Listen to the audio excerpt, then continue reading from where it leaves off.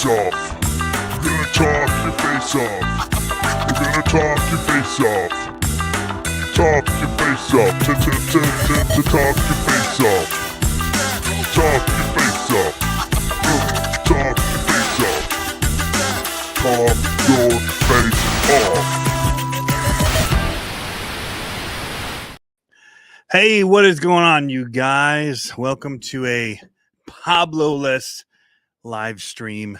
And it's going to be that way. He unfortunately had a mistake in one of his projects he's working on for a client. And so he had to call it in order to get it straightened out for his deadline. So I'm going to be going live today. So all those things that we talked about on there, the car crash, all that, hopefully he'll be here next week to tell us about it, because he had some crazy stuff going on that happened in front of his house, and, you know, race recaps, all kinds of stuff.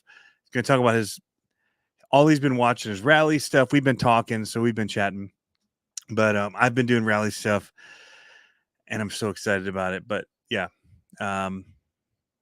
What's going on, guys? These old flapping lips, corn freak, RC Jeep guy, JMRCs, John Martin, what's up? Hey, there's another guy with a motorcycle that wants to meet up too. So I had mine up at Walter RC Park this past week, and so I think he heard about us being there and was saying that he had wanted to get together with people with the motorcycles. So we may have to try to schedule some kind of a meetup for it. So yeah, so Pablo won't be here tonight. I'll have to probably keep mentioning that throughout the evening, but yeah. I ran all right, so talking about my week, since I just mentioned it. Hola, Harley Designs. What we're basically going to do tonight, since Pablo's not here, is I'm just going to put on the Scale News update and just let it roll for a little bit, and I'm just going to sit back here and just catch up. What's going on? Hey, Michael Lucre, what is up, dude? Been a minute. We used to chat all the time. I miss it. And with Steve as well. Just been so, everybody just kind of went different ways. I see my light got returned. Are there any good 1/10 scale clay tracks up there? Endo's RC. There's one Grand River RC that's in Grand Rapids. I haven't been there yet, but they have an indoor like carpet track, and then they have an outdoor clay. Walter RC has a 1/10 clay track on their exterior, as well as an oval track and a little bash area. And they just built a mini RC course as well, but they also have a bunch of stuff for 1/10 scale trail trucking and rock bouncing and all kinds of stuff. So yeah, all kinds of stuff. Both corn freaks are here. We got a lot of corn freaks in the house. So my updates are going to be, I took the Supermoto out. I haven't shown this video yet. I have video footage. I have multiple video footages of the Supermoto, the low C, running that I haven't gotten to edit yet. More outside my side yard, but I also took it up to Walter RC Park, and I ran it there terribly on their 1/10 scale track. But it was super fun on the oval, which is what I think would be really fun with JMRCs and another person. If we have 3 people doing the oval track with the low C dirt bikes, would be super rad. So it's all about throttle control, cornering. I was experimenting with the different modes, and I felt like the street mode worked best for me because it got more lean and cornered better. So yeah. Dirt Devil Speedway, Battle Creek. There's several up here, and there's more on the east side too. So, but yeah. We're going to be talking a little bit about the Great Lakes Gauntlet tonight. We did a live stream about it last week. Man, with it being in the widescreen version, you can really see how messy this stuff is. It normally gets cropped out in the mode that Pablo and I usually do, which is more like this. So I'm seeing more of the mess over there. Plus, we went fishing this weekend, and it didn't get put away right. Sandpit in Jonesville, Michigan. All right. So yes, I took the low C up there, tried to do on the 110 scale track. Way too tight. The corners that they have there are very difficult. I was trying to film, so it didn't help me out, but I still feel like with the way that the bike has to lean left and right, that the corners that they have in one section are too tight to do it. If that section didn't have the double, like the super hairpin to another tight corner, would be all right. If you watch my Sen rally video I just posted, you'd see it. It's like an immediate like hairpin turn to a left. It's just really hard with the motorcycle to get it to do that. You'd have to go really slow. But if if it was just one single hairpin there and coming back up, I think the course would actually be doable. But yeah. What's my favorite spin caster? Are you a fisherman, Harley? I'd actually prefer my bait caster reel.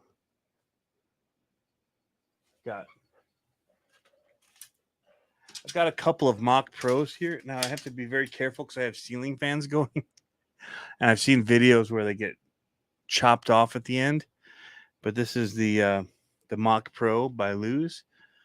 I also have the Mach 2, which I got only because of the green color. Oh, I can't get it back in here. So I have that, plus I have the spin caster version of it. And I have the green spin caster of it, the Mach Pro 2. No, not the Mach Pro, the Mach 2. And I have the Mach 2 of the bait caster as well. So I have quite a few Luz. We also have the Mach Smash in there. So if you're into fishing, there's a lot of Luz reels over there. The bait casters, though, man, you can get them dialed right where you want them. And I actually, so since we're talking about this and there's people talking fishing, and because my description actually says that we talk a little bit about RCs and then whatever tangent we want to get onto. Yeah, so the bait caster, I actually have one that's just straight mono on it, which is my Mach Pro, and that's my favorite. The other one has why can't I think of the name of it? The fabric one. Yeah, my brain I'm getting old. What is that line called? Braided line. It has a braid and then it has mono, or it has braid and then it has like a floral line on it. Either way, but I hate replacing it all the time. I'd rather just, for what we're fishing for smallmouth, just we get stuck on stuff and snagged and bottom drag and all that. I'd rather just have mono on there and just go for it. So anyway, that's just my preference. Not very braid. Yes. Thank you, Harley. Spider wire. No, it's braided. I've got heavy braid on because we were doing a lot of frogs. In fact, there's one sitting right here in front of my light box with a frog. I think it's a lunker hunt. But yeah, we do a lot of fishing here. Been doing a ton of it this summer. So sorry, YouTube. We've been fishing this summer. It's been fantastic, and I don't actually apologize for it. We've been catching a ton of smallmouth. Super fun. They fight like a beast. They're river fish, so they're not like lunkers. They're like pretty healthy and fit, I would say. They're not just like super fat fish, but they fight like nobody's business. So you get a good 2-pounder even out here on the river. Those things fight like mad. So I don't know, they're 14 to 16 inches, maybe 18. Around that'll be about a 2-pounder fit. And I just caught one the other day. Super fun fight underneath the boat, all over the place, just jumping out of the water. And yeah, man, it's what to go for. We've got a spot. I won't say where it is, but we can get on the smallmouth like crazy and be just reeling them in nonstop for a bit. So we do a lot of bottom bouncing, so we do a lot of Ned rigs, and just like the skirted jigs kind of things, and with either crawfish or whatever, and just let it bounce. And those things just eat it up. And yeah, so it's been good. But you get snagged every once in a while. But we're just looking for rock on the bottom. And when you just start hitting the rock and you're feeling it bounce, you're like, oh, this is smallmouth territory. And we've been getting on it. So we originally thought, everyone kept saying that the river was all about smallmouth out behind us. And we're like, oh, we're catching his largemouth. Well, we found them, and we go hunting for them nowadays. And it's not always a lot of river fishing, shore casting, and all that within a couple inches. But the smallmouth surprisingly are further out, kind of on that seam of the current. And if you can find rock on the bottom, and they're just looking in it for the crawfish and the worms and all that, strike gold, baby. So yeah, we got a couple spots we've just, as we've drifted downriver, we found where you just feel the baits bouncing. Hey,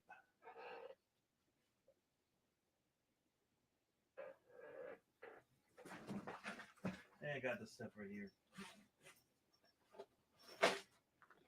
So while we're not talking about RC, I'll buy these Ned rigs kind of in bulk, like this, with the little weed guard on it. And then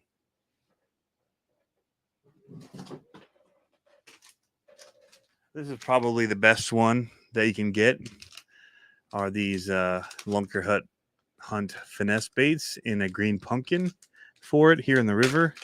We do them in all different colors, but the green pumpkin, I mean, I'll go through, I don't know, maybe 100 of these in the summer. And they're just absolutely fantastic. They just crush the smallmouth and the largemouth, either one. The bass just eat these things up. So, I probably need a new one anyway. We'll just get it all lined up for you guys here. But I mean, I couldn't have done that more straight. And I mean, pressure was on. We're live. I could not have done a straighter push through on that thing. This thing's going to get gobbled up like crazy, guys. I'm just going to say. All right, now to RC cars. So, yeah. I mean, this stuff right here, these little Ned rigs are absolute gold. And we can't get them, like Cabela's doesn't carry them, so I order them from like Tackle Warehouse. I ordered them from Lunker Hunt until they lost my order like 3 times. DHL transferring to USPS somehow. Just kept, every time they'd reship it, get lost. Never make it to USPS. So I got them from Tackle Warehouse, and they are absolute money. So anyway, now you know. That's what I fish. Those finesse jigs from Lunker Hunt. And the blue and black, if it's like right after rain or whatever, and it's cloudy and murky, but it's just different. I never fished a river before, and then we moved onto a river, and we couldn't catch squat. We're just throwing out every kind of swim jig and every whatever, not catching anything. And then we went on a guided tour of the Muskegon River here, and we were throwing these Ned rigs, and we were throwing crawfish on them, and they were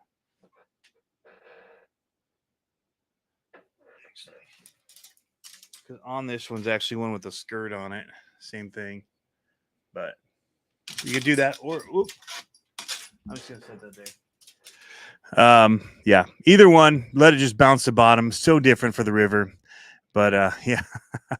We do a lot of fishing. We've been doing a lot of disc golfing. Although it's been pretty humid. And RCing. So we went up and did the comp last week. I don't remember what place. I think it took 3rd place. I didn't do super good. Ed Duchemin said smallies are my all-time favorite. They're really good. Striped bass are fun. I would love to hit some of the rivers on the West Coast, up in Washington, Oregon, California. I think there'd be some really fun rivers to fish up there, but over there. Michigan, though, however, has a ton of awesome stuff. to fish, rivers, streams, creeks, lakes, all kinds of stuff. But we're gonna hit up more of them here, hidden fall. And we've already fished quite a bit this summer in places. We went out on Lake Michigan, did some king salmon fishing. That was pretty awesome. And yeah, so lake trout, some big lake trout, huge lake trout. Shaky rig's good too. We also do wacky worms, but really bouncing off the bottom is really the best for us. So yeah, Senko worms work. Yep. All of the above, but letting them just with the river and the current, you just cast upstream, just bounce the shoreline down, and they'll just hit it super hard. So, so I went up to Walter RC this week. We ran a couple of RC cars, and we ran I wanted to run the Fury again, the Fury wagon by Furitech, and we ran that, and I also ran the CR18P, the Harvest, which is very similar in design and shape. And with the dual speed, on that, it actually crawls really slow and pretty good on that CR18P. I'll be honest, the brush one crawled pretty stinking good. Same tires, same wheels, a lot of similarities except for electronics. The Furitech definitely is a step above for just control on speed. A lot of the same characteristics, though, with the way that I just find like it really needs to be overdriven, in my opinion, because it just pushes the front end gets pushed so much on that whole setup of that car for me. And it may just be the tires. We're going to be switching out the wheels and tires, but we want to run it stock as long as we can, just so people that are buying it for their first or just buying it as a stock truck, maybe as their only one and don't have upgrades, we want to know how it's going to perform. So we're just testing it stock, and then we'll start switching out wheels and tires. I think that'll be easily a big upgrade, just doing that, getting some brass wheels on it and better tires. And I think it'll really compete. But yeah, it's just the John B channel. I don't know what John B is. I'm guessing it's a fishing channel. Oh, Rock Wolf, I hope you're coming to the Gauntlet. Super want to meet you, man. How are you? Ed, you coming Saturday, Jim? Open course. Oh, is that up at your place, Ed? Trout salmon. Yep, just been lazy, says JMRC's.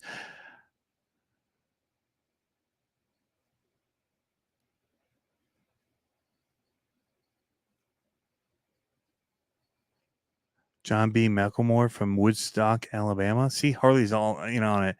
Do you watch a bunch of fishing stuff on here as well, Harley? I follow a lot of the top fishermen. Well, we do a lot of the Guggen stuff. I got called out for my wardrobe last week with the swim jigs on it.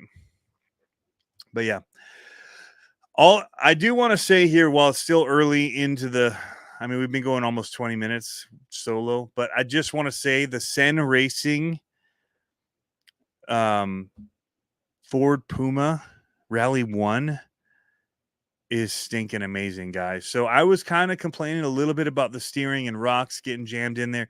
Turns out, I was shaking rocks out and send it back out to get jammed again, shake it all out, get jammed. When I went to Ultra RC Park, it was happening, and I'm like, this can't be happening.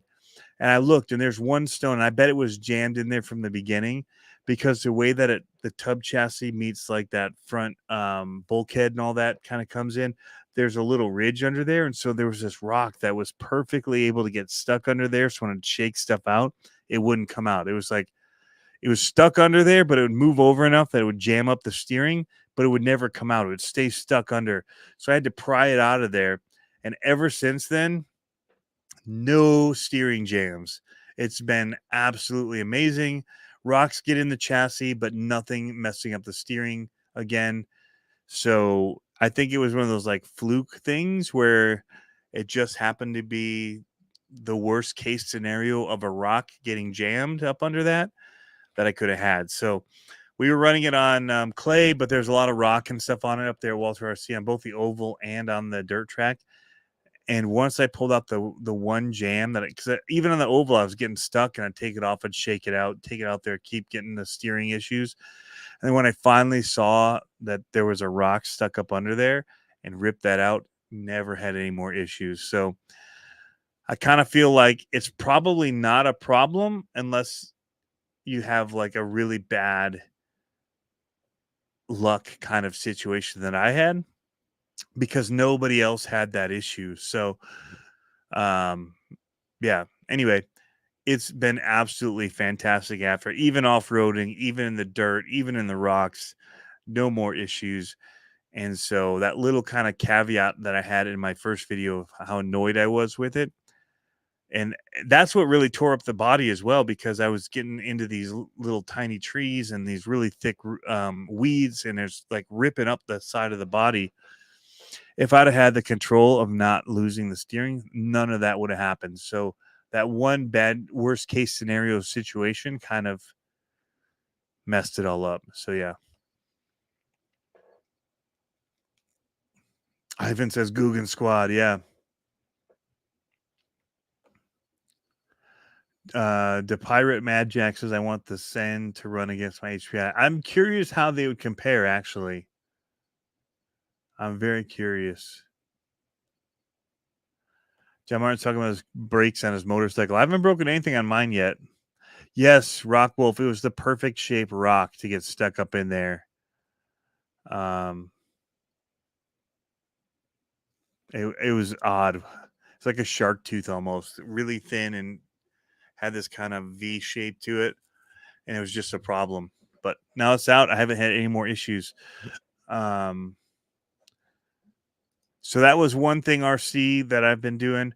I ran the mini trucks. We were testing out the courses for Great Lakes Gauntlet, and we're gonna have 2 different mini courses for them, and we'll have an 18 scale that'll also double as our 12 and under. That'll be a little bit wider gates. So that'll be good. So that was my other thing to talk about, was the Great Lakes Gauntlet, was that in particular. I know Jeff Walter's been out there, Dave Walter. They've been working hard to get ready because of the storm that we had the other week, 2 weeks ago now, I guess. Really hit them hard, and lots of debris, lots of trees down in the trail system that they have out there, and they're trying to clear it out. So it's been pretty busy. Pretty busy for them. When we went out there, I guess they also had it also tore up some of the crawler course up front with the bridges and all that, the wood stuff that they had. Their big Mackinac Bridge got ripped down, and some of the stuff that lead up to it. So they're working on rebuilding and repairing all of that.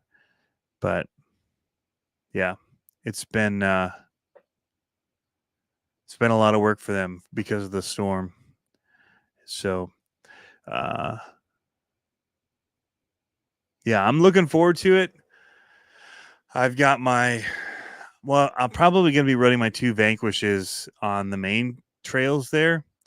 So the first time that I ever went to the Gauntlet, I took my my Ultra, and I think this time I'll be taking the Ready to Run Phoenix.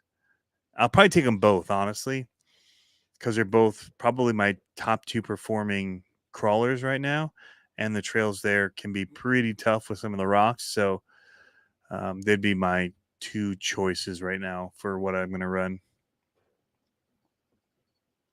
So I do have to replace, I think, something with the steering link on the front of it, because I found out after the Horizon RC Fest, when I let Bari Musauerson run it, it did come back a little bit damaged and with them in muddy. So I cleaned it all up. It's all clean, but I think it was in the steering link I have to replace because it got beat pretty hard. But it took so much. I couldn't believe the amount of abuse that thing took that weekend. So HPI's a beast. Gyro helps a ton for power sliding. I bet it does. So I just posted a video of the Sen one. I have more footage. Like I said, the motorcycle running there, it was great for oval, not for the 1/10 course. And I'll probably post some of that. Maybe I have a video of that, but I definitely have one of the crawler course for the 18 scale with the Fury Tech and the CR18P. But I really want to do a video now because I think a lot of what I was complaining about with the high centering of um, the Fury Tech, I think it also was happening with the CR18, which I didn't really count that as an issue with those before when I was doing the rock fan testing and all that. And I think a lot of it is the courses I have set up and the lines that I'm used to taking are for 24 scale, which with the tighter wheelbase makes it so that the wheels stay in contact instead of high centering. So I think some of it may just be my spatial awareness of running them. So I want to run a test with the TRX 4M. I've got one all charged up, ready to go. The CR18P, the FureTech Fury Wagon, and I actually have. We haven't talked about this here, but I've had this for quite some time. Bought it at Reaction RC, and yeah, it is the black version of this. I really wanted the orange one, but he didn't have it anymore, so I got the black one, and it's probably sat in this box for about 2 months now. So it's probably about time we pulled it out and did some tests with it as a box stock versus the other ones in the same class of the 18 scale, just to see how they all compare and whether or not what I thought was high centering was a problem with that truck and the chassis design, or if it's just the 18th scale wheelbase that I'm not used to running. So, but I'm kind of almost at the point with the Fury Wagon where I'll probably hit it with a grinder and just slide up that whole back end of that chassis a little bit, just in case. Like I don't need it sitting down below the links, so I'd rather just kind of taper it up. But that was the only one thing that I saw with that in particular. And overall, I still think it's the best ready to run mini RC that I've ever driven out of the box. And that's even compared to the other FureTech, the Cayman Pro or the Cayman. So I think the Fury Wagon definitely kills it. So Ty Joe says, I was in Manistee this weekend, did some beach crawling, got 2 5-gallon buckets of Lake Michigan rocks for my backyard crawler course. Nice. Don't know if that's illegal or not. I don't know if I'd be posting that online. But hey, you do you, bro.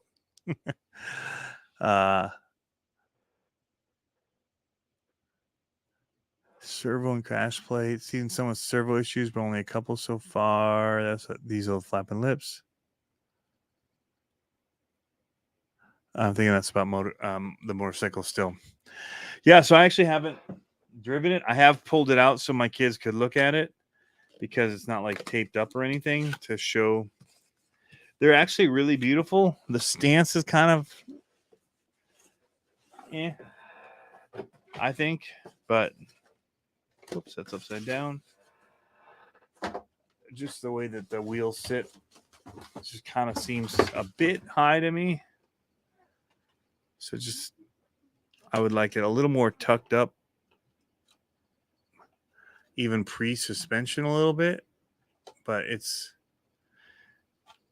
even when you got the weight down, it still sits kind of high, and the links being so downward angled is kind of, I'd rather be a little more flat.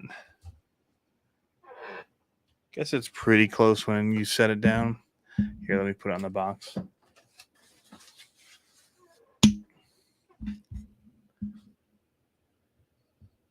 Not terrible. We've seen lifted trucks like that here in Michigan.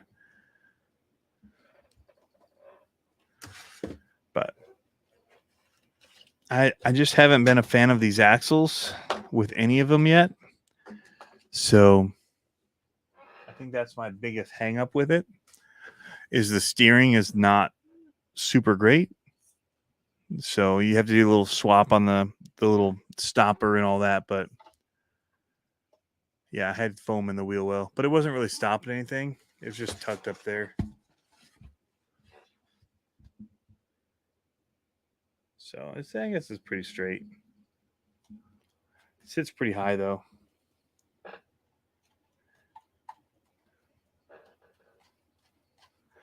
But yeah. I don't know. Most of my basis, I guess, is off the first FCX 24.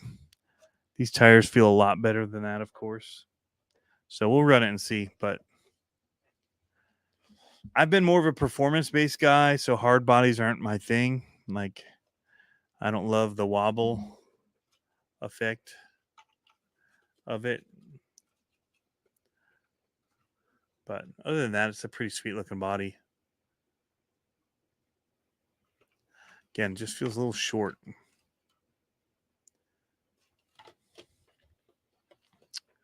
But we need to do some testing, so I'll get it out and we'll test it. Yeah, shocks are oil ready. You just got to put the little adapters in them. It comes with the stuff just like the monster trucks. You can make the shocks oil filled if you want, which is pretty cool. They give you the O-rings and all that if you want to take the time to do it.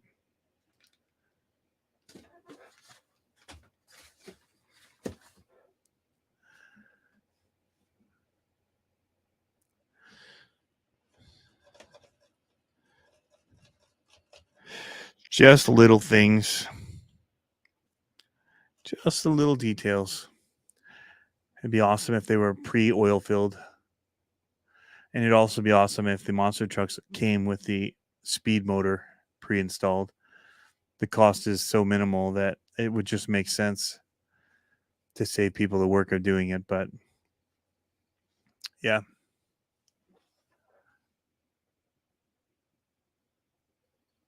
Yeah, the body does have really nice paint on it. I will give it that. It's clean. It's super, super shiny, super high end gloss finish on it. The molded parts do look really good. The mirrors look very breakable because they are not flexible. They're hard plastic. So it's stuff like that where I just know how I run them. It looks awesome, but I'm going to break it. Those mirrors are a goner, probably day one goners. Troy Posty says stock rims, tires, and shocks, bin 'em, LOL, aftermarket all day. Yeah. Yeah, you can make it into a pickup truck. You're right that the top does come off of it. It'll help with the weight. I don't necessarily like the look of it as much as with the back on it, but it is cool that they made it so that that's possible. I'll definitely give them that. Yeah, very, very clever. Again, it just makes the proportions seem odd to me when you do take it off because look at how long the hood is on it. And then you take this back off and it just kind of becomes proportionally weird to me. Like this should all kind of, if you're going to cheat it, that'll probably push that a little bit forward. But again, hindsight, and I'm not the designer, so there's no rear window. Looks goofy without the canopy. Yeah, I mean, I don't think it looks that bad, but I'm sure people have made ways to fix that too. But yeah, you take it off in the 80s and that window would just slide down, so it's kind of normalish.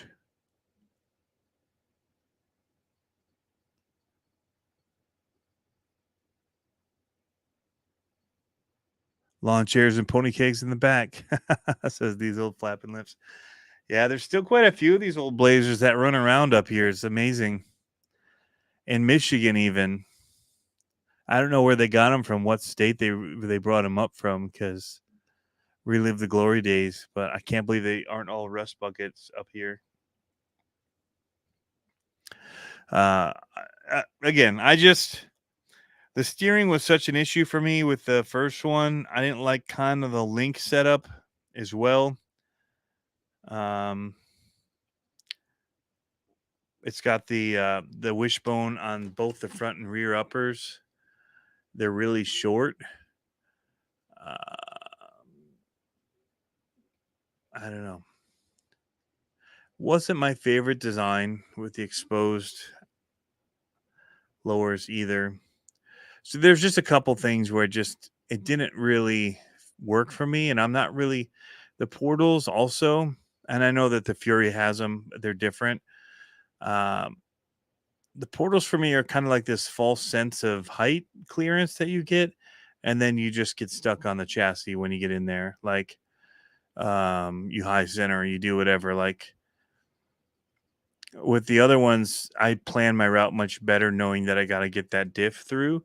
And if the diff makes it through, guess what? It's not going to hang up the center. Whereas if this gets through, there's a very good chance you're still going to high center on the skid plate. So give and take on the clearance of portals for me. But I've found that I drive worse with the portals than I do with trucks that have a straight axle, and I am much better about my tire placement because of worrying about diff hang up. So yeah. Anyway, to each their own. I know a lot of people love portals. A lot of people love this truck. I haven't even given it a chance yet, so I haven't driven it. So we'll be doing that soon. But yeah, there's FearTech has a flat skid, but FearTech also has a really long chassis, really long. And I don't have it. I don't have it here. I don't think. Oh, it's over there. I do have it over there. But there was also where the links come in. It kind of bumps down again, so it's flat, but it's not flat. You got ribs here and here to hang up. So if you get stuck in the middle, then trying to get it over that lip either side can be a little tricky. And then if you do get it over that, then you've got the chassis that goes pretty far back. So nothing's perfect. Everything's got its little flaws. But yeah, I just call everything how I see it. And it doesn't mean that it's right or wrong. It's just the way that I look at it. And everybody looks at positives and disadvantages in different ways. So, what they've been able to create with the hard body for this and for the TRX 4M also is pretty awesome, pretty spectacular. So, good evening, GNCRC.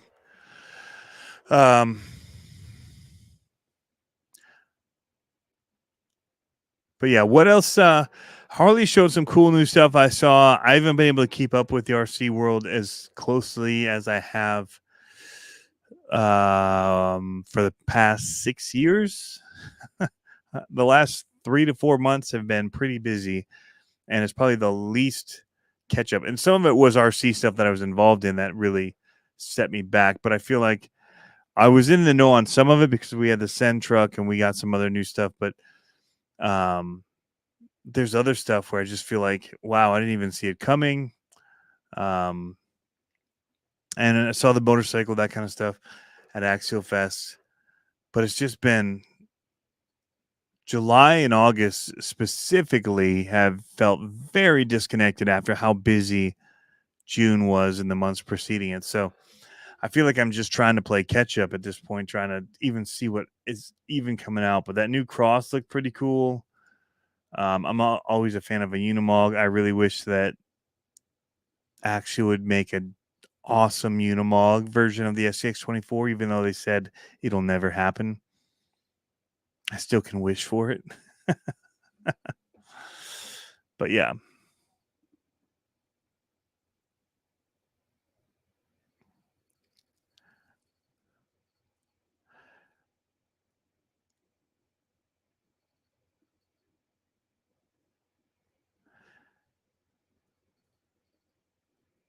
Trying to see which Troy posted, which one you said you lifted it up so the link positions as mounting to the chassis also sits flush with the chassis. Is that what you did with this truck? Or with something else? Just curious which one you lifted the links and everything on.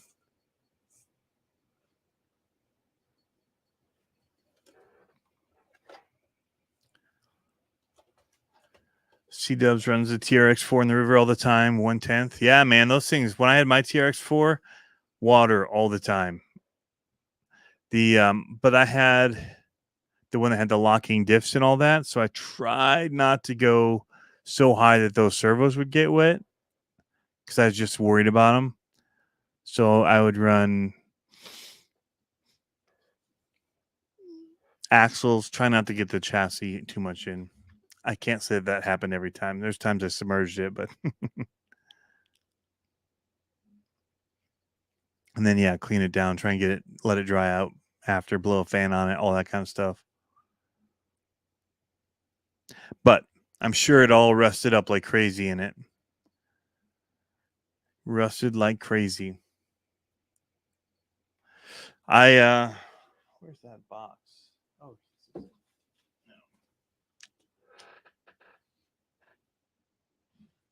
I just got this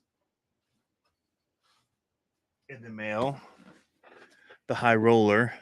So we just did a quick unboxing for Instagram of this. We're going to be doing some testing with this. We got some new foams in, again, from Crawler Innovations to test out with different wheel and tire combos. So we've been doing some testing with a lot of their stuff. Works really good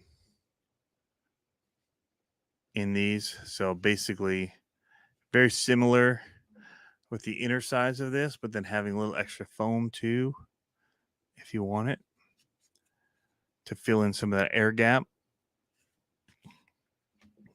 Lots of options coming from them. Farm mining runoff water here in Wisconsin sucks for RC. I bet. Holy cow. I bet there's a lot of silt and stuff in there.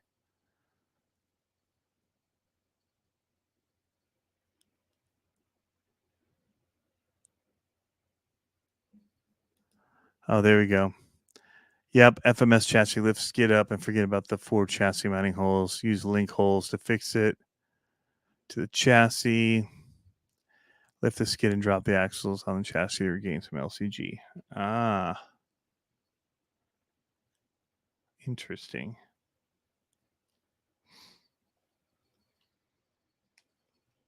Interesting. So you had to do some drilling. It's my guess.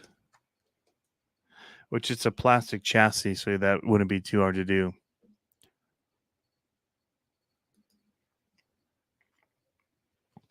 Hey, Tony Clifton's in the house. How's you jerky lips doing tonight? Doing all right, my man.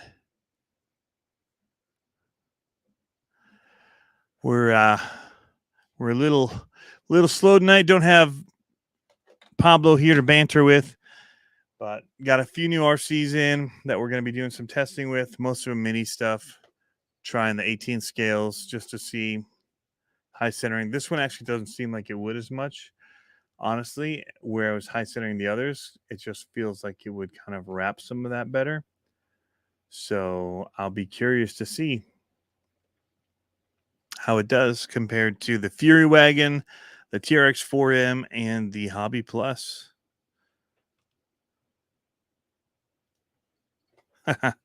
Was shaking bacon? I could use some bacon. What's shaking?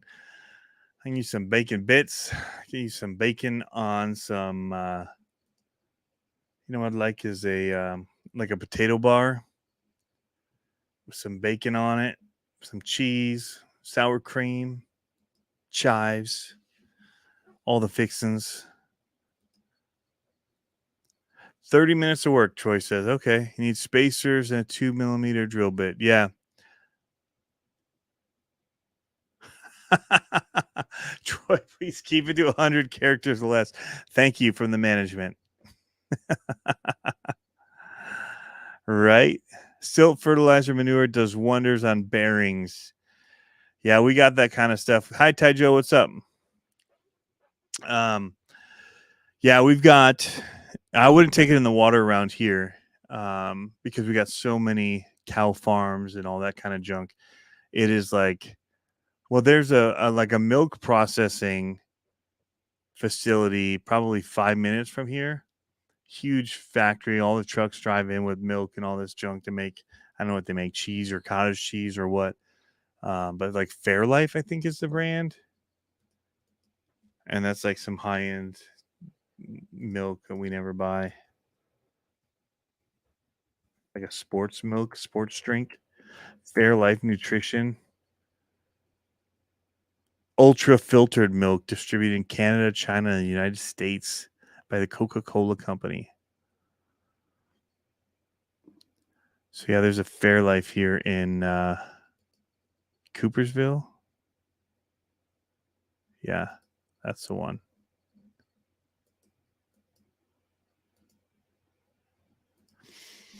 Yep. All that kind of stuff. But man, certain days you drive through and you just smell the manure from those cow farms. As most days. But there's certain times when you don't have to be driving past it when it's really humid and everything just drops, like the dew settles in. Just like this canopy just keeps the stench down. It's awful.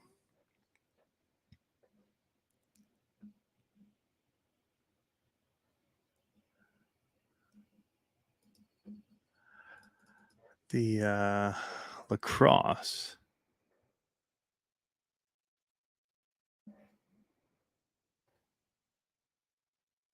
Looking you up.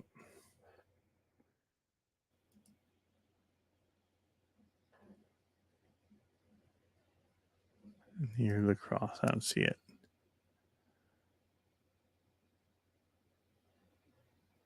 I'm not seeing lacrosse.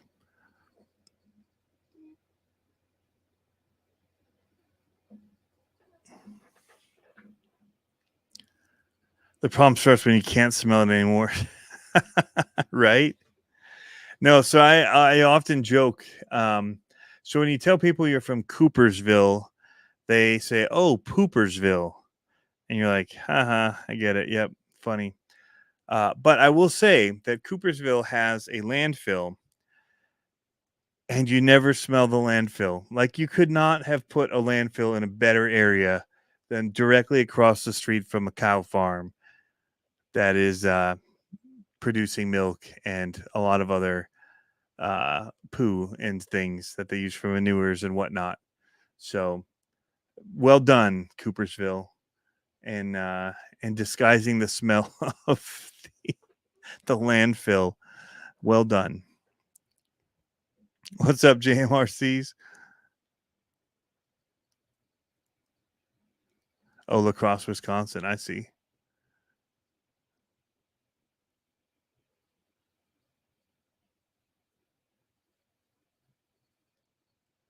Due West.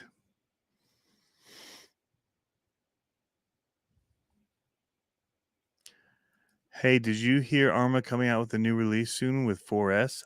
I did not. Again, not having not been in the loop recently. Is it a street car? I was asking them to come out with a rally car. I kind of am hoping now it's a rally car, even though they said it wouldn't be a rally car, because rally car really does do better when you have a fully licensed one like Zen did, and Arma doesn't do fully licensed vehicles, so it'd be tough. Eastern PA, what's up, Nick's Hobbies channel? Arma's coming out with a new 4S paperweight. Their 4S Outcast was pretty rad. I have one of those. And I actually run it more than my 6S Outcast. I just find that one battery vehicles are easier. I don't have any single 6S batteries. That's like pretty massive to me. So everything I do over 4S is 3S batteries, which becomes a pain kind of in the butt to deal with. When I could just charge up one battery and go, and again, 6S just costs so much more to get a 6S battery than a 4S. that it's just like 3S, 4S vehicles are where it's at for me. Like, I absolutely love them. So, the 3S lineup of the Armos are probably my favorite still, like the Big Rock and all that. But that Outcast it's a maniac. So it's a stunt truck for sure. I also don't have skate parks or run skate parks, so maybe the bigger ones would be better because I could see breaking plastic ones there. But because I mainly run on dirt and grass, I'm okay with the plastic. But I'm also for keeping things cheap. Like the what really sold me on the 3S lineup was the price point. When they first came out was like $300. Now I think it's up to like 330, 350, depending on which ones you get, maybe 380. But at the time, for a brushless systemed vehicle, was really low as far as price. They were pretty much competing with China at that $300 brushless level with that lineup. And yeah, but the size, I like the size and the weight of the 4S vehicles and the 3S vehicles. It's just much more manageable to me, like, I don't know, it's just something I like. So it's not everybody. Some people love the big, massive 6S and 8S and all that kind of stuff, but there's something to me now as I get more, the more I'm into it, um, it's just more manageable to take with me and use and whatnot with the smaller, lighter, whatever. But I think also, like I just keep saying, that the more that I have, the less likely I am to run any of them because it's just so overwhelming at this point. That I'm just focusing on selling a bunch so I can get back to like only having to worry about so many of them that I'm running, uh, and just enjoy the ones that I have. So, I think now the minis are a little different story. They're small enough, they stay out of the way enough. You can throw them in bins and whatever. But the big ones are really become, the more that I have, the more overwhelmed I am by it. Um, so I'm just trying to reduce the number because I find that I just don't run them because I don't even want to deal with trying to figure out where. So I was joking with my wife. I was going to post something that says, you know, how long does the RC? How long do you run your RC for? An hour, right? Like, I run it for an hour. I can get an hour of run time. I spend 30 to 45 minutes trying to find the remote for it and the battery that works with it, or the adapter for the battery to run it. And then I get like 15 minutes of runtime with it after I'm completely frustrated trying to find where the radio is and the right battery to run it. So, yeah, it's pretty crazy how you'd think that, more is better, but it's become, at this point for me, such a management issue of that kind of thing. Even going out to run the other day when I went to, I still can't find, honestly, the battery for my Promoto. I don't know where it is. I don't know where the only 2S I have that fits in it. Luckily, I found another one I could really force into it to run it there, but I have no idea where in all of this stuff it is. And then I couldn't find the right. I took the Datsun up there, but I couldn't find the right radio for it. I had the one for the DK10, and I couldn't find where in all these hundreds of radios that one was, and I don't know where it got misplaced. So that kind of stuff is just like, I didn't have that problem when I only had 10 RC cars. I knew where every little thing was for them. The little spare parts I had, there was only so much stuff. But yeah, it gets crazy, you guys. So that's just a warning to you. Don't let it overwhelm you. So I'm back to trying to enjoy what I have by getting rid of a lot of what I have so I can enjoy the ones that I want to enjoy. So but it didn't take long for that to happen. It happened real quick. I have them labeled, man. It's not even about having them labeled. I knew which one I had, and I could not find the one that I needed. So, yeah. Because I have like 5 spots where radios are right now, from the basement 3 spots in the basement they could be. The garage, the upstairs of the garage. It could be in the car from when last time I drove it and never got pulled out. Yeah.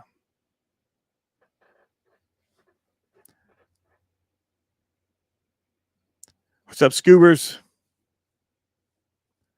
I just use a silver Sharpie. I don't even bother with the label maker because that stuff wears off faster than the marker does. So I silver Sharpie them and just label them.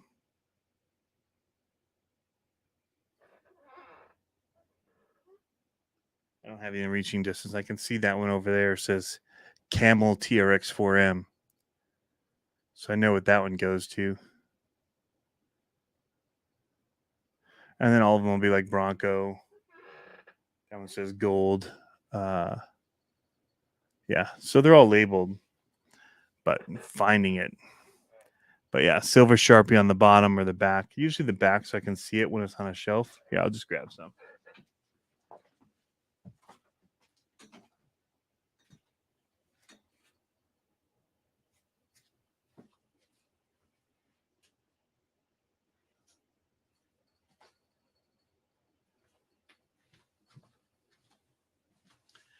Just so you know, I'm not just blowing smoke up your butt. Camel TRX4Ms. This one is CCXRC White Jeep, which we don't even have anymore. That one got given away at Axial Fest Badlands. So that one's not a very good marker labeling. Oh, man, it would be really cool if they came out with a 4S Big Rock. That would be killer. Or a 4S Granite. A little bit bigger. I could go for that. How many you got? How many cars are too much, Stephen A. Smith? Realistically, I mean, depending on how many classes you run and how many different things, over 30. But there's over 100 here. There's probably 150 plus. That depends if you're counting tanks and if you're counting, man, even just the Kyosho minis. Now I'm thinking of that. There's like 5 or 6 of those.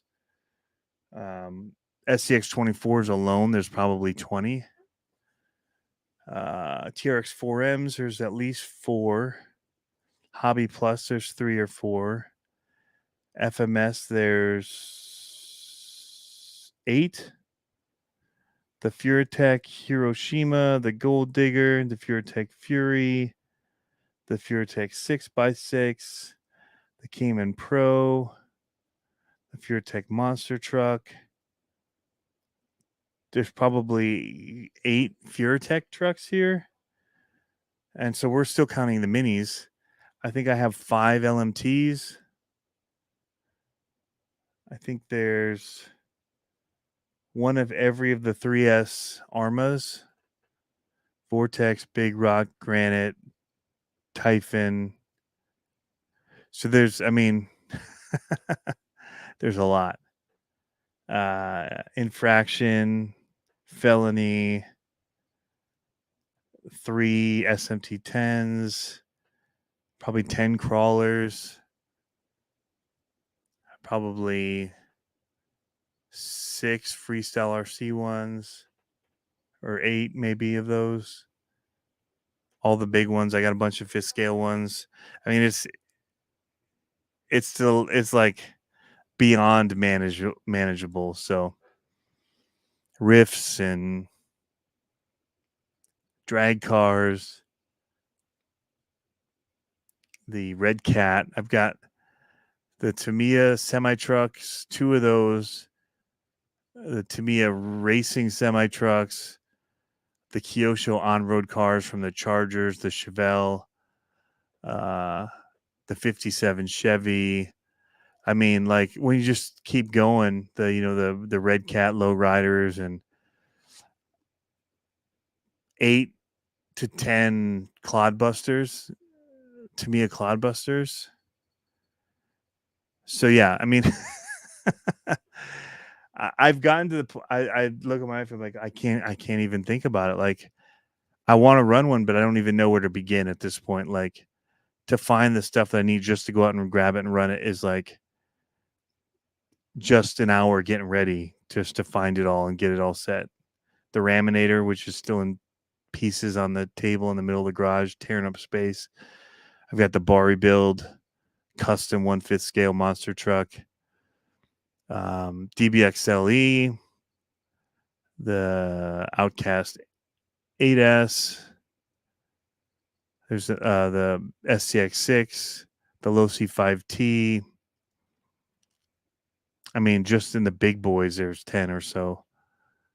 So yeah, it's stuff's fallen on me everywhere I go. And so I'm kind of just like, yeah, Trey posted it. 10. I've got COD chassis ready to be built. I've got all of the parts for the custom axles for Clodbuster that J Concepts came out with from Shapeways. I think it's like a $400 just in axle built, like 3D printed parts from Shapeways for a Clodbuster for race axles. And they haven't even been built. They're just in a box. I have another J Concepts regulator chassis just sitting there. I've got a Diaz Designs leaf sprung monster truck setup waiting to be built. The Unimog, a buddy of mine just built that. Now I got to do the chassis for it, or not the chassis, the body. Just the body alone and the cage work looks like a week's worth of time to build. I'd say about 5 to 6 LMTs. So there's 4 of just the FMS Max Smashers here now. So, like I said, the little stuff I can keep managed in this little area here. There's the big stuff that's problematic, and then all the radios that go along with all of it. And I just this summer hit that wall of like overwhelmed, and so I just started selling stuff, and so I've sold a couple of the 3S infractions and the TLR Tune Typhon I traded. Yeah, I don't even remember anymore. There's been a bunch I've been selling or trying to sell. More coming. I got 4 of the Sen trucks. I forgot about those. 6 if you count the monster trucks. 7 if you count the little Sen. What is the little looks like a bug. It's not a bug. It's the what's that car company called? It wasn't the Jimny. It was the other one, the white one. I can't believe I can't think of it. Anyway, there's just too much. And then the Team Associated stuff just came, and the Sen rally car, and I've got stuff still new in boxes. I have the new Losi, not the new one, but whatever the special edition mini T thing was, or mini. Yeah, I mean, it's still in the box. In fact, it's right there. It's the JRXT racing monster truck. So, Fiat. Gosh. Yeah, the little white Fiat. Kind of looks like a Tamiya, but ready to run. So, I just need to take a break from doing videos and just straight sell stuff. Like clean them up, make them look like $1 million again, fix them up, and just start selling stuff. The ones I've sold for bottom dollar. I sold that Traxxas that I ran over with the monster truck for, I don't even remember, it was like $350, something like that, for $1,000 truck. And it ran like it was brand new. But I mean, what kind of a price tag can you put on a truck you've run over with the monster truck? I mean, something's bound to go wrong at some point, and they'd blame me for it. So, yeah, that's all to say That's why I've done less recently, is because I've just been so overwhelmed by the amount and the process of even getting out to do anything. And so I am going to be working to reduce the amount and the clutter so that I can focus on new stuff or the ones that I really like. Like I know the ones I won't get rid of. I probably won't get rid of any Clodbusters. Like the Michigan, I haven't driven that really since the first 2 weeks I had it. Super cool, but then it became like impossible to find for a little bit, and I'm like, ooh, I better not damage this. And then it's just sat there. I have the big FMS ones, the Willys Jeep and the Jimneys, and yeah, I mean, I could just keep sitting here, and the more that I sit here, I think of more that are sitting up there on shelves or sitting in the garage on the floor, sitting, falling out of boxes somewhere, somewhere. So, yeah, the one thing I will say is it's crazy how quickly it all accumulated. I got to the point, so I was helping my mom move, and seeing the stuff that she had accumulated in the 44 years she lived at the house she was at. She still hasn't sold it, but was an eye opener to me. Like, I don't want my garage to be that at one point where it's like, why in the hell did you hang on to this, all of this stuff? Like, you don't use it. It's never, like, you haven't used it in 30 years. Why is it in a box in the garage? It kind of hit home to me, like, there's all these cars that I don't use, and they're getting in the way of me enjoying the ones that I want to use because I can't find the stuff for them, or I can't, they're just in the way. So, I mean, I got Mad Vans now that I think about it, and a Kaiju, and like a custom built rock bouncer, and just so much stuff that I don't use because there's all this new stuff that I don't even care about. Some of it that comes in, honestly, like, it's maybe fun to try. Like, I used to get something like I can't believe that this has been in a box for 2 months, right? There would have been a time where if a new RC had come or I'd bought a new one, I'd have had it out and done an unboxing video and like 3 other videos in the first day that I had it. Now this is sat in a box for 2 months, never had a video made on it.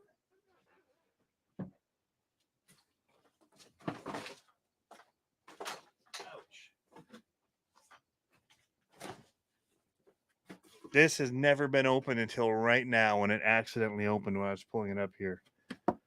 Totally intended to do a video on it when I bought it. Because I don't do shelf queens. I don't just buy a limited edition to hold it on a shelf, which this is number 206 at 5,000. So if somebody's really looking for number 206, that's where it is. That never happened. That never happened. I wouldn't have gotten like a new cedar motor in the mail to put into a car and not gotten to it in 3 weeks. That's what's happening at this point, and it's just overwhelming. So that's the reality of it, guys. Like, something did fall on my head, and it was a light that my wife had borrowed for a work meeting they did, a Zoom call, and they just brought back and put down here, but then into the stand right. So it's sitting almost on a bevel here. It's just not open enough to actually support itself. And so it's just falling over.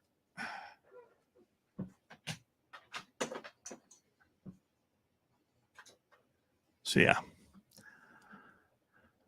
We can take some free RC cars from you, Trey Post, he says, right?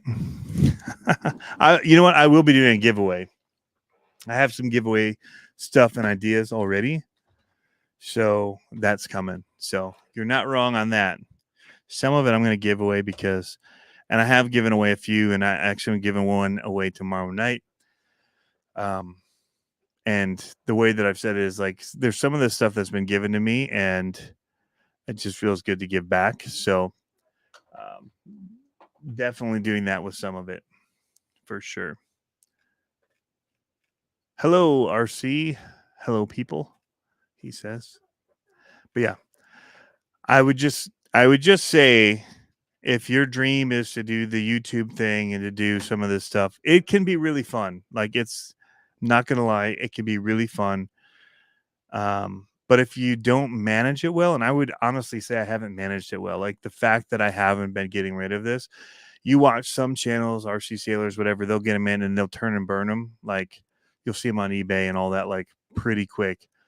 And I haven't done that. Part of it is like I felt like some of them would send upgrades, and then they'd be like, "Oh, I don't have the car anymore. I sold it." So yeah. Uh, so I'm trying to manage better so that this, like, the fun got sucked out, like, this summer for me for sure. And I don't know what it was. But I really feel like, and then you become like a slave at some point too to people, and they're like, "Hey, we sent you that. Where's the video on it?" It's like, "Hey, get in line." Like, there's there's a lot of people that are sending stuff. So, you are your own boss, but you're not.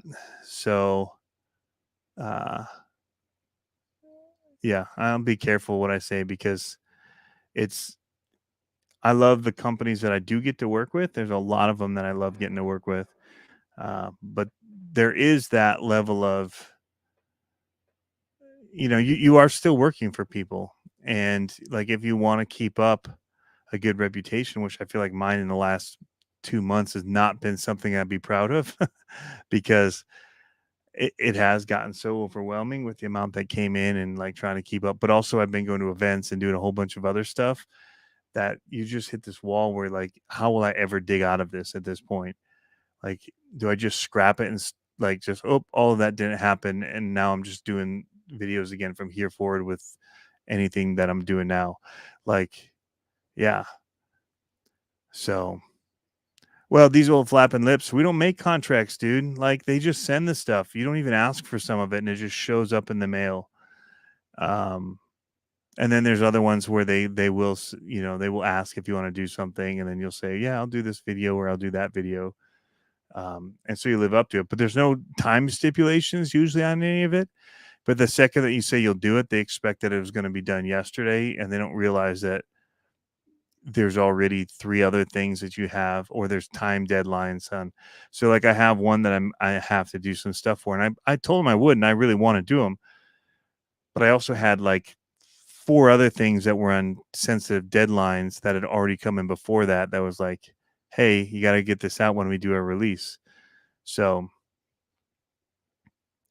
but yeah, there's not many that I say, okay, I'll do it to. Most of it just shows up. So it's just, it gets tricky to navigate, and you know it's a lot of work. There's very little reward for doing it, other than maybe the product. So if it's not even something you really wanted and you don't plan to sell it, which is what my case was a lot of times, I didn't just like, I was going to take it and then turn around and sell it and try to make money that way from whatever it was. Like, the money that you'll actually make from the video is very little. Maybe if you can do affiliate links for it, which is not all the stuff, you might make something. But there's a lot of it where you're very cheap labor and cheap advertisement for something. So that's just the reality of it. So for those 55 of you that are in here watching, that's a little bit of the real world of how it actually works. Uh,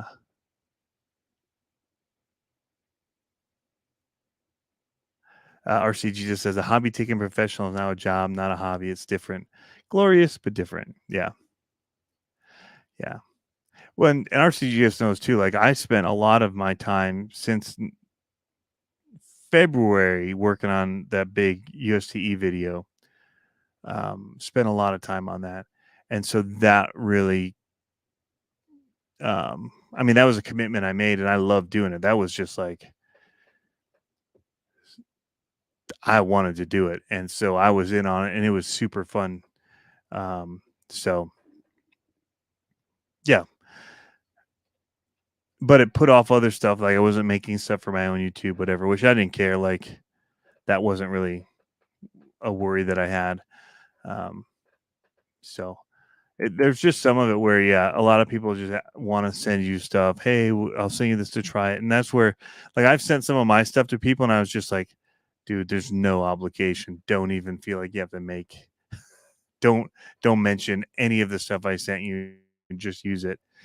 I'm curious. I'm just curious your perspective on it at some point, because I've learned just like everybody wants to send something because it is honestly such good advertisement that when people start talking about it, orders start coming in. It's just the reality. Like, influencer marketing is a huge deal and it works. Like, people love to know when something works for somebody and how it works for somebody. And so seeing people that you trust use an item is such a boon to helping get something sold.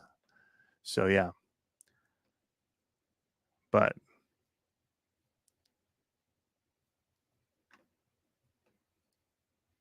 that, to be honest, that interview you did with Jason was epic. You could maintain or increase views just roaming American and hooking up interviews. You could.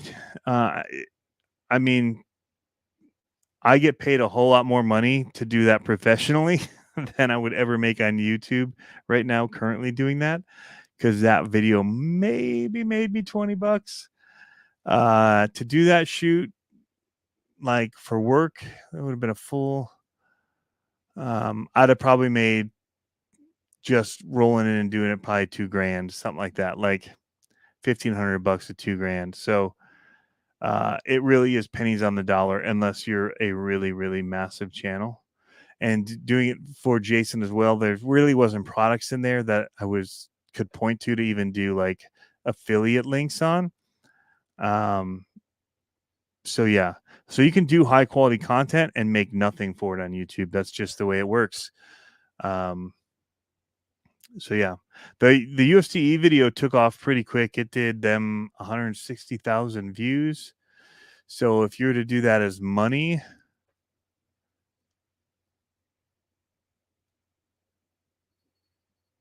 I don't know what that would be. Every 1,000 views is, what, all depends. I mean, maybe it made him $100. Maybe, like, it's not. That's not how that works. So yeah, it's crazy. Like, you'd have to find a super niche thing and then have your views just building on themselves. Like, the longer that they're on there and they're still getting views and you're building a library, then over time, yeah, even on the high side, $10. I was gonna say $3 to $5 for 1,000 views. So I guess maybe it made them, yeah, $300 maybe. So yeah.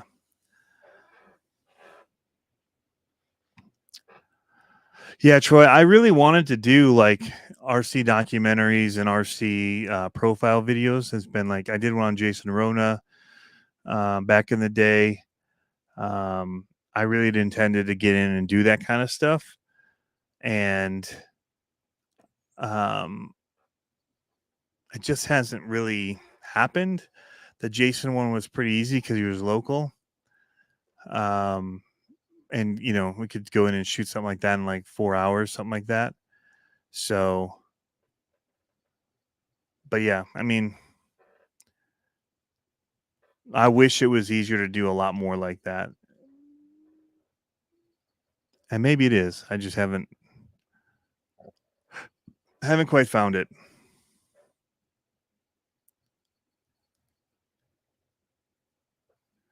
So, all of this is just like, it's the not playing with toy cars part that's the thing. Like, yeah. The toy car part of it's really fun still. It's some of the other stuff that gets dragging you down. But again, the new toy cars right now is the easy thing because the radio's in here. As long as I don't mess up where this is and put the car back in here, which I'll do right now, so I'm not looking for it at a later point. This one will be easy to do a video on because I'll know where the remote is, the battery, and everything are in the box. And I won't be searching for it for 45 minutes. I still need to make a King of RC video about that whole I get an hour's my RC cars give me an hour's worth of run time. How about yours? 45 minutes of running around my house looking for crap. 15 minutes of running the car.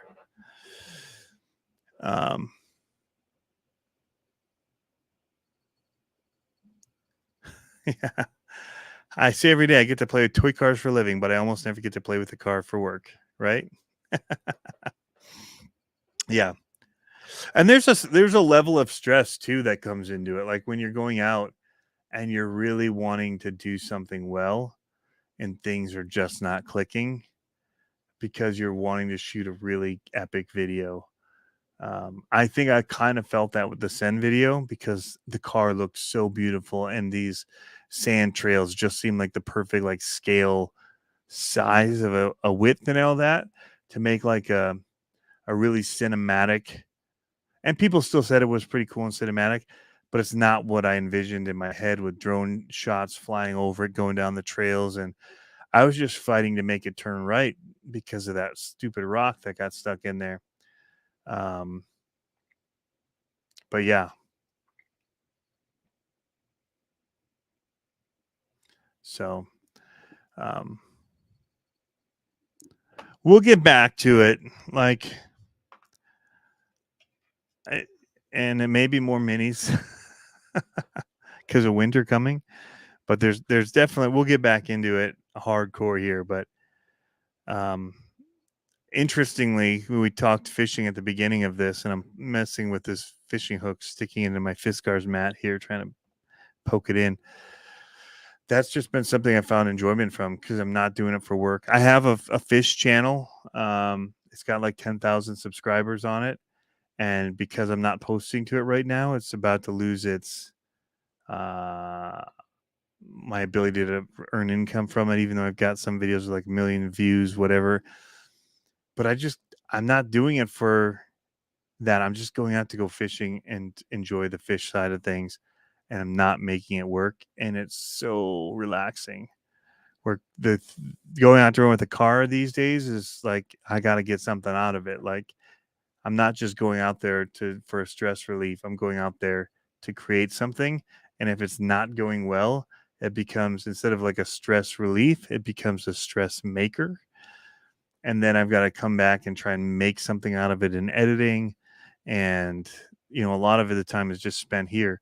So those are all things taken into account. Like, it's also antisocial. Somebody was just talking about this. Oh, it was Rich Morgan from the RC Network was talking with Francis, who's about to hit 100,000 for his channel, the RC Review. It's at like 95,000 subscribers and getting about 1,000 a month of subscribers. So he should hit it this year, 100,000. And just saying how like he got burned out on making the videos. And I was kind of just like, man, I'm feeling that right now. Like I'm feeling what he's saying. He stopped making videos. He's what got me, one of the people that got me into RC cars was the RC Network. And he recently, within 2 years ago or something, stopped making videos completely. So, and so reading that post literally today was one of those things where I'm like, man, am I about to hit that wall? Like I don't want to hit that wall. I love making the videos still. And I enjoyed today making that Sen video, and I did it different. I decided not to put any music to it, and I didn't slow motion it. Like the whole goal in the beginning was to slow motion it, like the trailer I did for it, the little teaser. And I just let it roll like what would be realistic driving would be like as a person driving it. And it was just different. It wasn't about anything other than kind of giving a real life perspective of it. So, but yeah, I mean, it happens. Like he went from being one of the big dog RC channels to just not making anything anymore. So I don't want that to happen. So part of it all scares me I'm just an open person. Like, it's as real as I try to be about the cars I review. I try to be here. I don't sugarcoat what's going on. So, and I don't want to make the channel so fake and bubbly over the top when I'm doing reviews on stuff that it's, you can do that. You can get a bunch of views and you can do a whole bunch of that kind of crap, but make everything seem super in sync, but like for RC car reviews. So not trying to be that kind of a channel. We just kind of tell it how it is and do what we do. But yeah.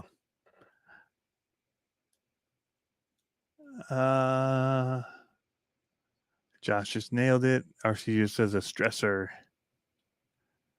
The real Cletus. There could never be a bad video if the king of RC is in it.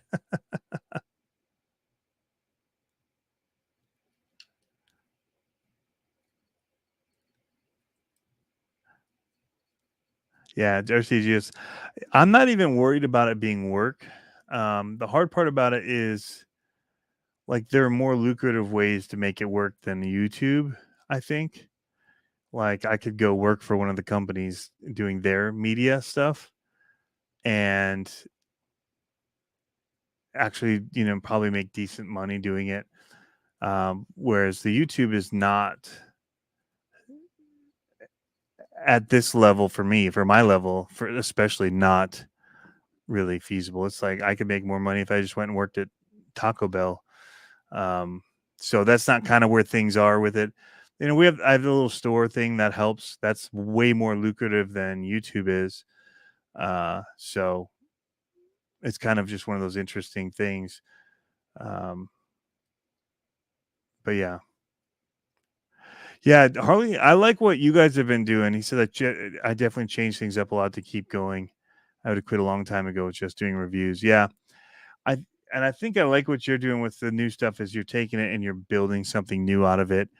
And you're putting your own stamp on it. And so it's not just like, oh, here's what I got, unboxed. This is what it does, done.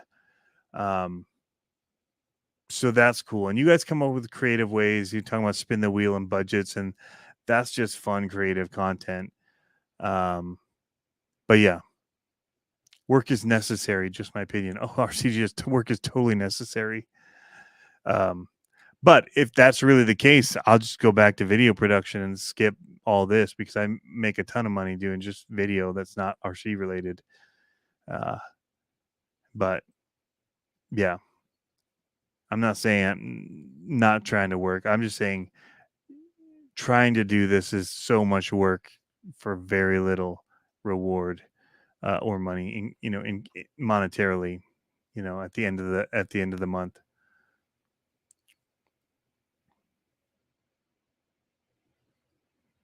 Oh man, RC is totally. Yeah, you got to enjoy life.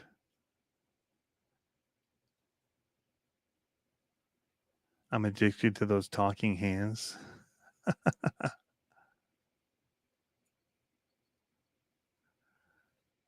Oh. Yeah, what Josh does with the news is really cool too. The RC news is fantastic. And some of that stuff I know is like they do it, that's a grind because they do it weekly, week in, week out. They don't take a break from it. It's just go. And that's tough. So I admire like crazy them for the work that they put into it. So, but we're not getting out of it. We've slowed down this summer. I'd say the last 2 months on it for sure. And I say that as I've been posting more videos recently, but it's definitely the grind has gotten to the point where like the companies that want you to do stuff and they want stipulations, that kind of stuff's done for me now. Like I would rather do stuff that I enjoy and just get back to that. I've got some videos of running like RC races with monster trucks in our yard that I haven't posted into some of that stuff. So that's kind of where I'm going to go with. is just making the most out of what I want to do with RC and just enjoying that side of it. So, hey, RC amigos, what's up?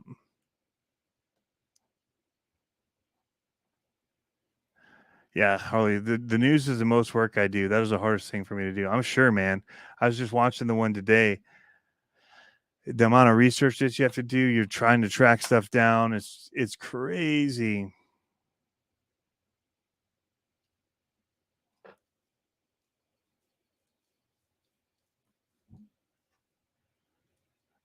Yeah, I don't really do ticket stuff, the real Cletus.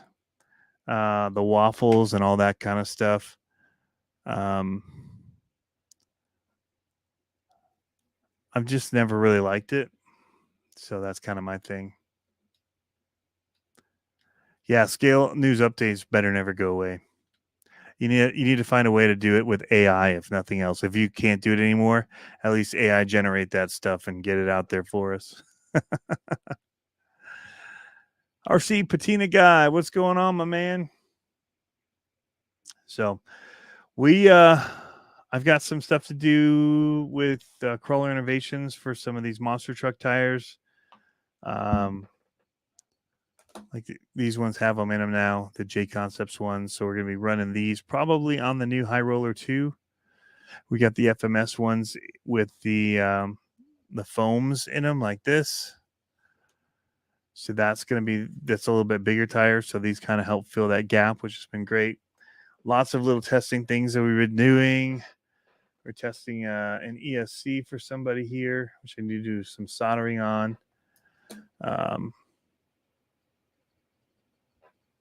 And then trying to get a little fishing in before the fishing season's over. Yeah, waffles are federally illegal. Just saying. That's part of the reason I don't do it. And I don't want to have to track down the tax info on all that kind of stuff.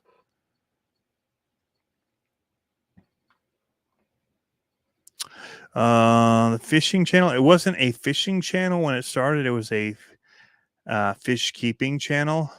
I had koi, and we had about 20 fish tanks in our garage in Virginia, with all different kinds of fish, from saltwater fish tanks to freshwater or little guppy tanks. Then we had a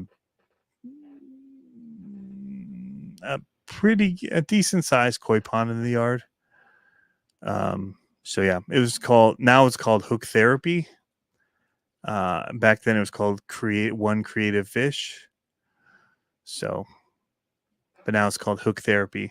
We were going to make it into a fishing channel, and I decided, you know what? We've made one hobby into work. We're not going to do that with two. So we're done with that. We'll let that channel die, which is crazy. It's got like 10,000 subs on it, but whatever.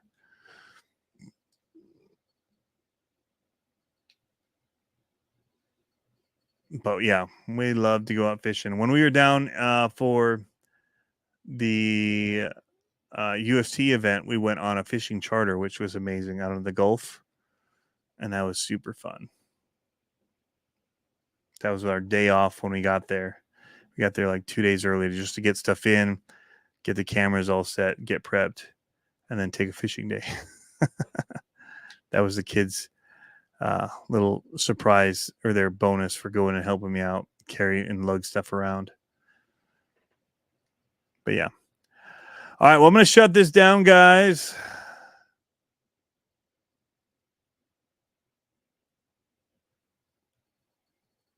Oh, our Simigo still got work to do before he's out. Pablo, man, praying you get it all done, dude.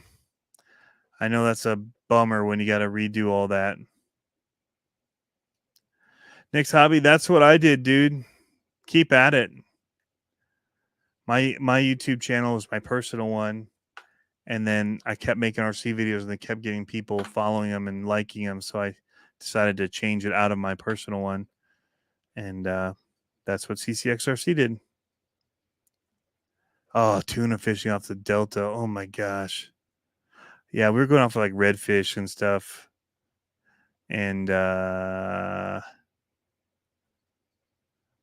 are the ones that are striped called? Like sheep's head, I guess. I guess they're we have sheephead here, but they're not quite like what they were there. But yeah, we got some big sheephead and a whole bunch of fun stuff, pufferfish and craziness. So, all right, guys, I'm out. I'm going to let you go. Hope you have an awesome evening. Late now, it's midnight here, so it's the next day. And I've got work stuff I got to get to. I have been doing other video editing stuff recently, which is also taking me away from doing the RC videos, just to kind of make up for where RC YouTube kind of fell off the last 4 months or so. So I've been doing other video projects for people and consulting and a whole bunch of stuff, which has been good. Like getting back in the professional side of the video world has been amazing. But again, there's money there for like the effort you put in when you're getting paid for it decently is nice. It's a reminder that there's still money in the industry, because at times it feels like YouTube and all that is done for pennies on the dollar for the amount of effort and work and creativity put into things. So it's been a good reminder that there's still people that'll pay for video production and the work that you put into it. So anyway, guys, I got to get up so I can edit some content from Africa, basically, in the morning. Cool video stuff. But yeah, anyway, have fun RCing. RCGs, man, good seeing you here in here, man. And we need to catch up, dude. See y'all later.